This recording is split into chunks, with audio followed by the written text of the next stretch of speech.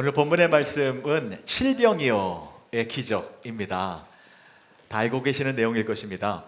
예수님께서 떡 7개 그리고 생선 2마리로 4,000명을 먹이시고 또 남은 음식을 7광주리에 채우신 놀라운 기적의 사건입니다.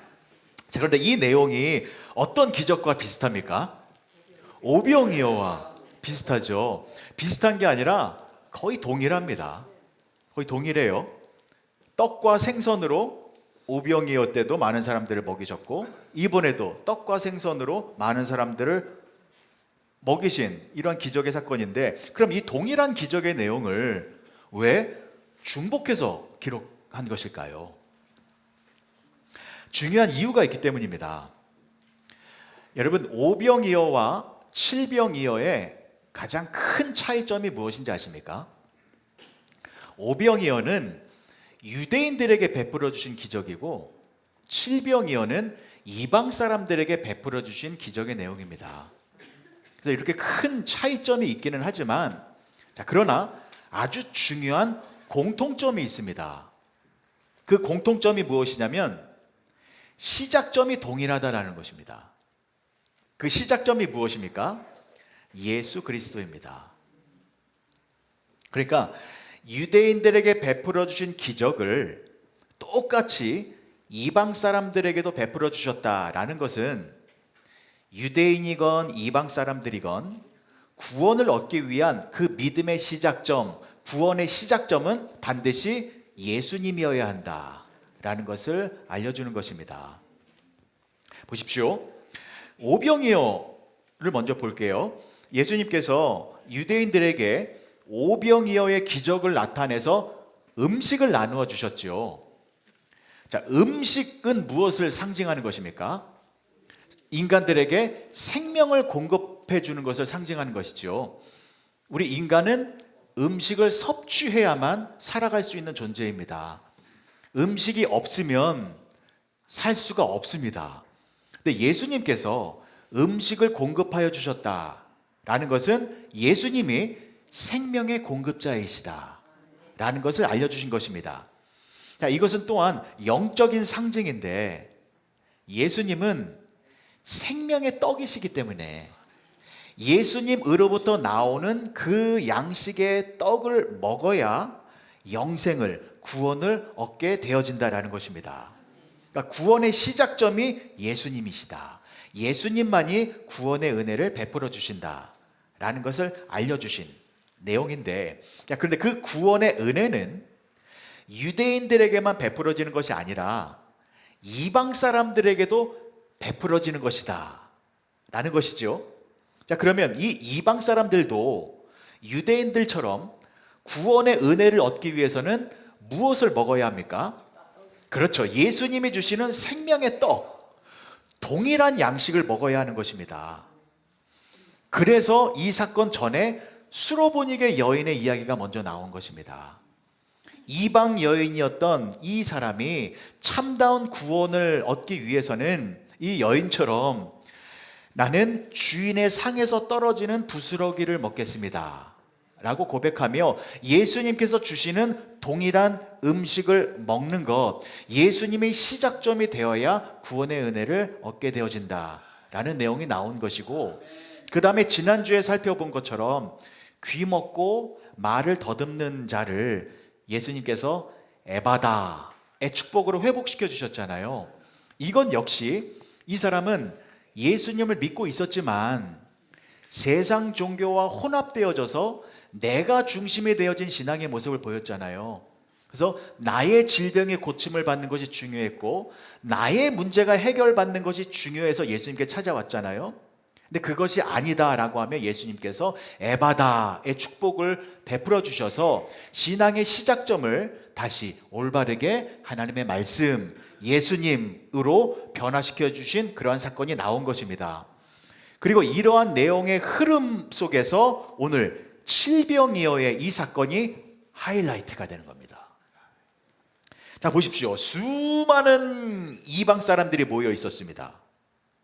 그들에게 예수님께서 생명의 떡을 나누어 주셔서 그 이방 사람들에게도 구원의 은혜를 베풀어 주셨는데, 이것은 유대인들에게 은혜를 베풀어 주셨던 그 모습 그대로 동일한 음식을 나누어 주시면서 이방 사람들에게도 동일한 구원의 은혜를 베풀어 주셨다라는 것입니다.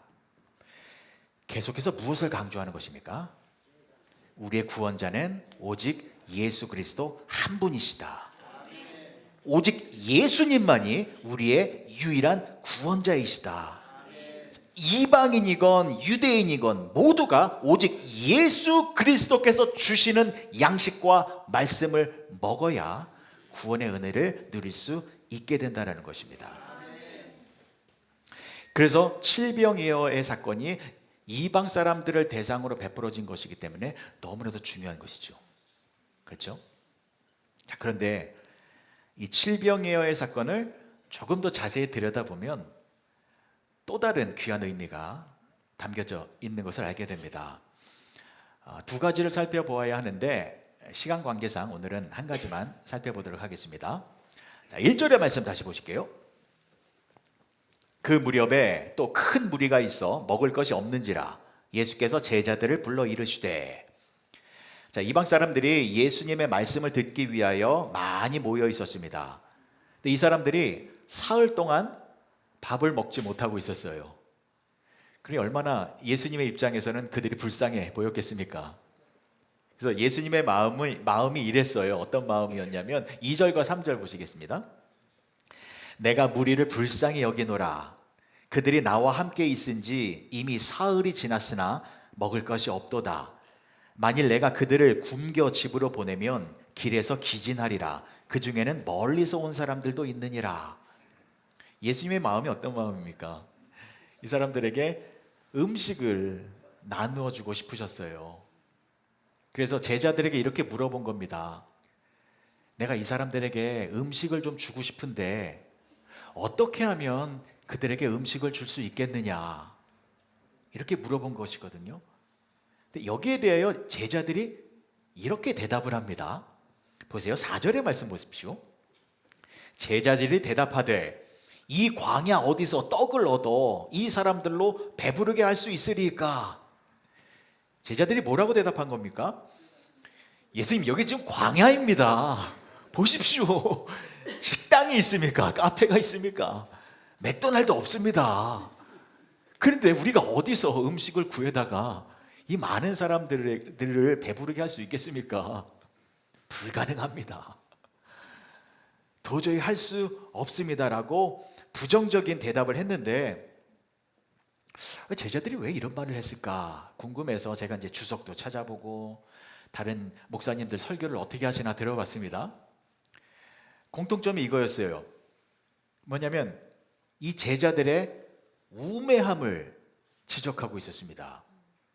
이 우매함이 무엇이냐면 예수님의 기적을 쉽게 잊어버렸다라는 것입니다.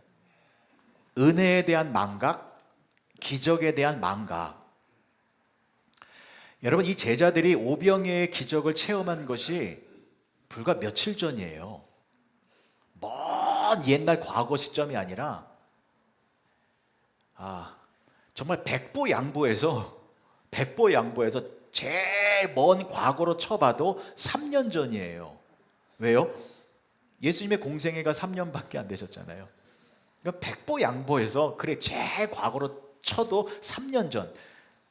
그러나 학자들의 의견에 따르면 며칠 전이에요. 그런데 여러분 보십시오. 며칠 전에 경험했던 그 오병이어는 얼마나 놀라운 기적이었습니까? 오병이어의 기적이 일어났을 때 그때 장정만 5,000명, 그리고 여인과 아이들까지 합하면 2만 명의 사람들이 모여 있었잖아요. 그 2만 명이라는 규모가 어떤 것인지 제가 예전에 사진 한번 보여드렸는데 다시 한번 보실까요? 스테이플스 센터입니다. 여기가 2만석이에요. 꽉 차면 저렇게 사람이 많이 들어가 있거든요.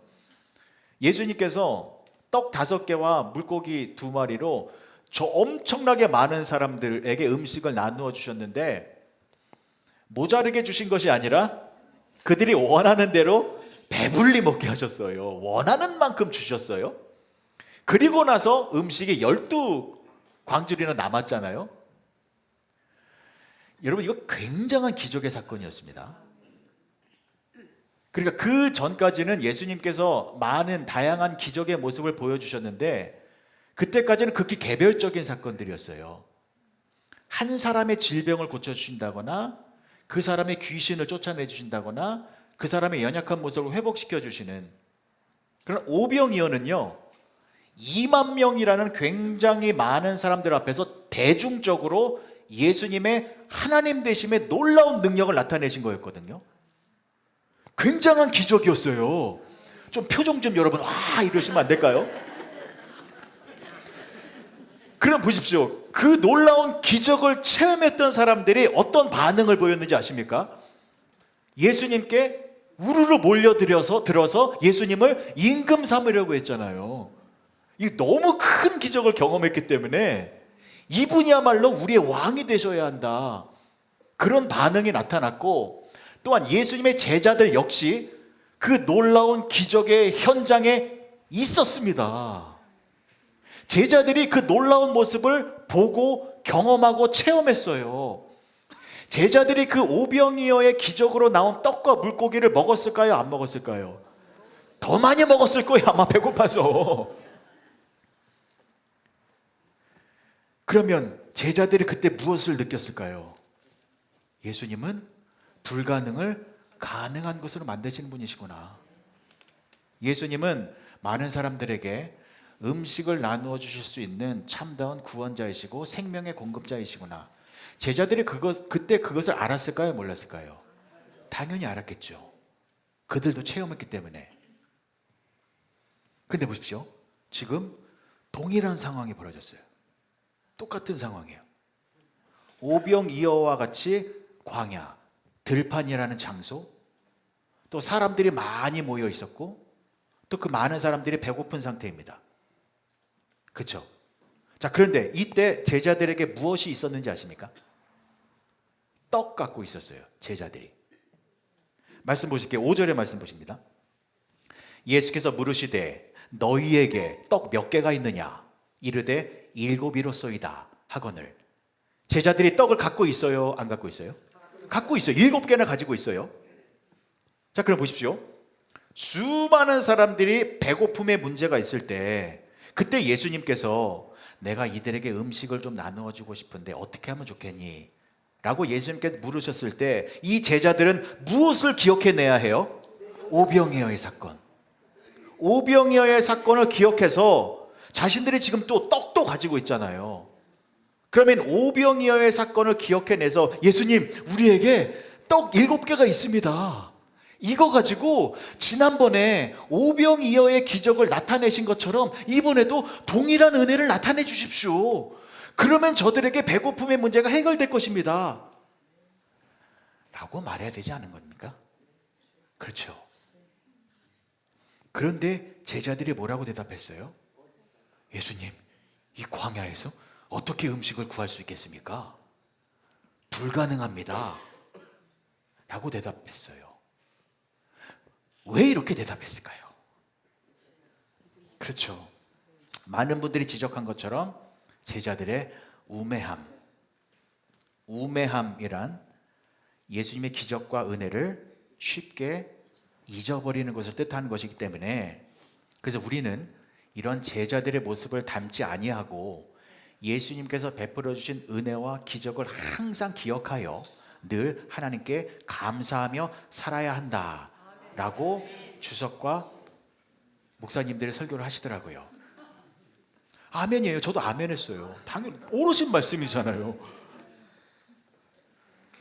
그런데 한 번 더 생각해 봤어요. 한 번 더 생각해 보니 조금 이해가 안 되는 부분이 있었습니다. 뭐냐면 제자들이 오병이어의 기적을 잊었다? 이게 저는 받아들일 수가 없었습니다. 제 생각에는 제자들은 오병이어의 기적을 잊지 않았을 것 같아요. 왜냐하면 너무 큰 충격적인 그러한 기적이었기 때문에. 그래서 저를 대입해서 생각해 보니 저는요, 지난날에 저에게 베풀어 주셨던 예수님의 은혜와 기적들을 저는 생생히 기억하고 있거든요. 그래서 오늘날에 나에게 무슨 문제가 생기면, 예수님, 지난번에 날 이렇게 도와주셨잖아요. 그래서 이번에도 나 좀 이렇게 도와주세요. 예전처럼 동일한 모습으로 나를 좀 도와주세요. 라고 전 기도하고 있거든요. 그리고 심지어 저는요, 22년 전의 일도 생생하게 기억하고 있습니다. 지금으로부터 22년 전 2003년 1월 18일, 그날은 제 인생에서 기적이 벌어진 날입니다. 어떤 날인지 아십니까? 한사모와 결혼한 날입니다. 저 아름다운 여성과 결혼을 한 기적적인 일이 발생되어진, 예전에도 말씀드렸습니다만 경쟁자가 많았거든요. 그 경쟁자를 제가 다 뿌리치고 제가 성공해서 결혼을 했으니, 그 결혼식 날은요, 저에게 너무나도 감격스럽고 기쁜 날이었어요. 저희가 결혼식 마치고 바로 신혼여행 안 가고 저희는 기도원으로 갔거든요.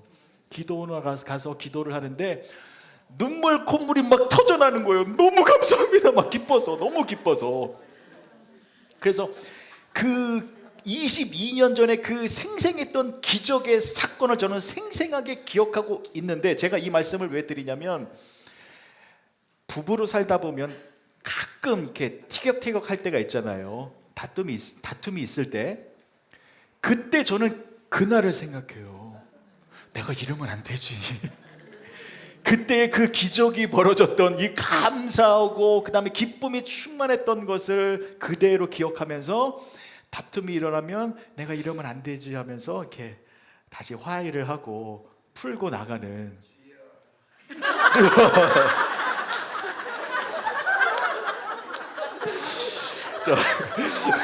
마찬가지로 보십시오. 마찬가지로 이 제자들은 이 오병이어의 기적은 평생 잊지 못할 기적을 체험한 거잖아요. 그렇죠? 그 놀라운 기적을 경험하고서 불과 며칠밖에 안 지났는데 그걸 잊어버렸다? 저는 이 부분이 좀 납득이 안 됐어요. 그러면 이건 무슨 뜻이 있는 것일까? 계속 생각했습니다. 기도하면서, 묵상하면서, 하나님, 왜 제자들이 이런 말을 한 것입니까? 분명히 기억하고 있었을 것 같은데. 고민하고 묵상하고 또 묵상하다 보니까 이제 또 유레카 했습니다. 하나님께서 또 귀한 깨달음의 은혜를 주셨는데, 여러분, 이 제자들은요, 우매함보다 더 큰 잘못을 저질렀어요. 절대로 저희가 이 잘못을 저희가 저지르면 안 됩니다. 뭐냐면, 보십시오. 지금 7병이어의 기적은 5병이어와 동일한 기적의 내용입니다. 장소, 광야, 대상, 많은 사람, 문제, 먹을 것이 없는 것 똑같아요. 이 동일한 상황을 예전에는 예수님께서 오병이어의 기적으로 다 해결해 주셨습니다. 제자들이 그것을 생생하게 경험하고 체험했습니다. 자, 그런데 똑같은 상황인데 지금 제자들은 이 문제를 해결하기가 불가능합니다 라고 말하고 있습니다. 여러분, 이것은 무엇을 말하는 것입니까? 예수님의 능력을 제한하고 있는 겁니다. 지난번에는 크신 능력을 베풀어 주셨지만 이번에는 안 될 것입니다 라고 생각하는 것입니다. 지난번에는 예수님께서 오병이어라는 엄청난 기적을 나타내 주셨는데, 그때 예수님께서 너무 큰 기적이었기 때문에 그때 예수님이 영적인 능력을 다 소진해서, 그래서 지금은 예수님이 뭔가 좀 약해지셔서 예전과 동일한 능력을 베풀지 못할 것이다 라고 생각한 것인데, 여러분, 이 제자들의 문제가 무엇입니까? 예수님의 능력을 잊은 게 아니에요. 어떻게 오병이어의 그 기적을 잊을 수가 있겠습니까? 차라리 잊었다면 괜찮아요. 차라리 몰랐으면 괜찮아요. 그런데 아는데도 불구하고 이렇게 불가능하다라고 말하고 있는 것은 지금 이 제자들은 예수님의 능력을 스스로 제한하고 있는 겁니다. 과거에 예수님이 얼마나 크신 분이었는지 몰라도 지금은 아니다라는 겁니다. 과거에 예수님이 얼마나 놀라운 능력을 나타내셨는지는 몰라도 지금은 그 기적을 행할 수 없다라는 것입니다. 근데 여러분, 이것은 예수님을 모독하는 행위입니다. 예수님은 언제나 동일하신 분이십니다. 예수님은 절대로 변하지 않는 분이십니다. 예수님은 하나님이시기 때문에 예수님의 능력은 소진되는 법이 없습니다.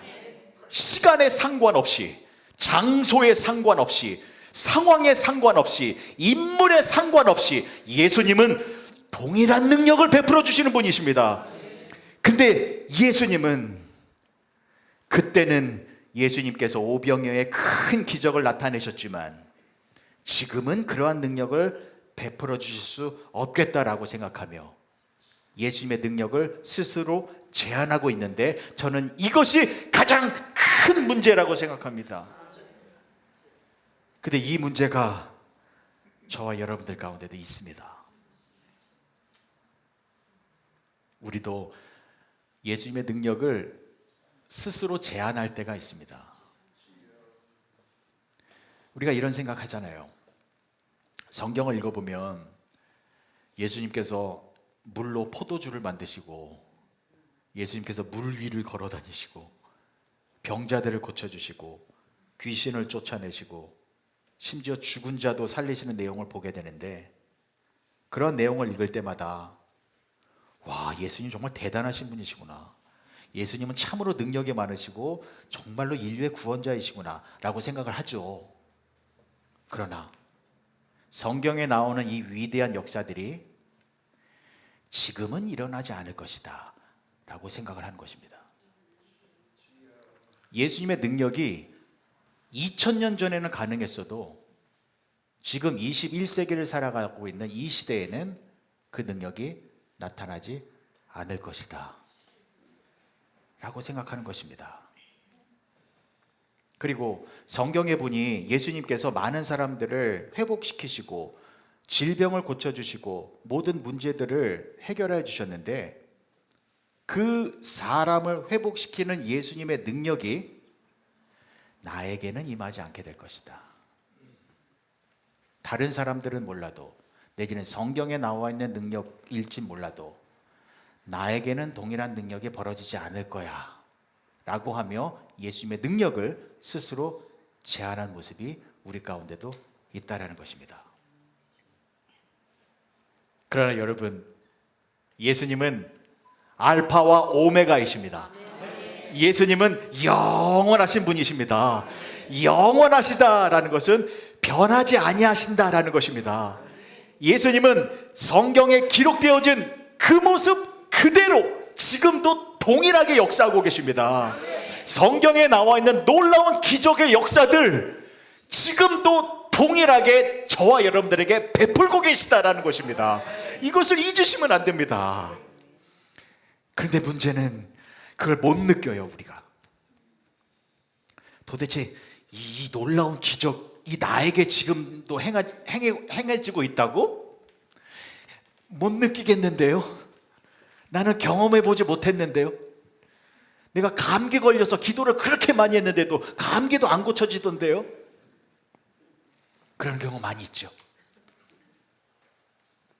그럼 여러분, 분명히 예수님의 능력은 성경에 나와 있는 그 능력이 동일하게 우리들에게 적용되어지고 있는데 왜 우리가 그 능력을 확인하고 체험하지 못하는 것입니까?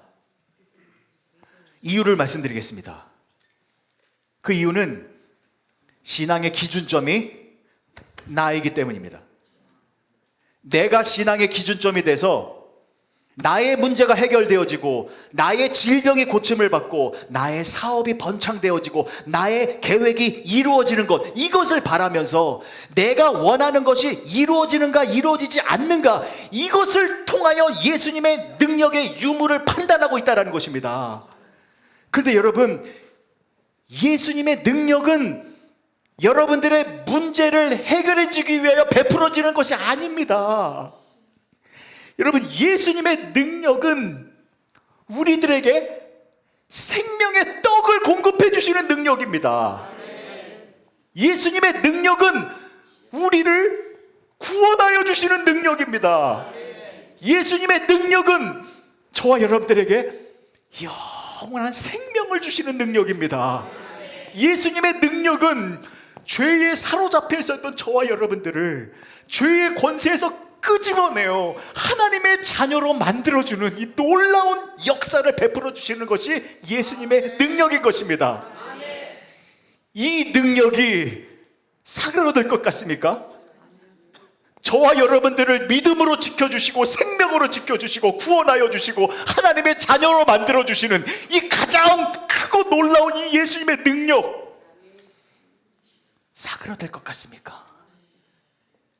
여전히 이 능력이 저와 여러분들에게 베풀어지고 있다는 것입니다. 마태복음 1장 21절의 말씀입니다. 아들을 낳으리니 이름을 예수라 하라. 이는 그가 자기 백성을 그들의 죄에서 구원할 자이심이니라. 예수님은 우리의 구원자이십니다. 그 구원의 능력을 우리들에게 여전히 베풀고 계십니다. 요한복음 6장 35절입니다. 예수께서 이르시되 나는 생명의 떡이니 내게 오는 자는 결코 줄이지 아니할 터이요 나를 믿는 자는 영원히 목마르지 아니하리라. 예수님은 지금도 변함없이 저와 여러분들에게 생명의 떡을 공급하여 주고 계심으로 말미암아 우리가 영원히 가라지 않는, 갈증 나지도 아니하고 배고프지도 아니하는 그러한 영생의 축복을 누리게 되어졌다라는 것입니다. 요한일서 5장 13절의 말씀입니다. 내가 하나님의 아들의 이름을 믿는 너희에게 이것을 쓰는 것은 너희로 하여금 너희에게 영생이 있음을 알게 하려 함이라. 예수님의 능력은 구원의 능력입니다. 이 구원의 능력은 지금 저와 여러분들에게도 동일하게 베풀어지고 있습니다. 그 증거가 무엇입니까?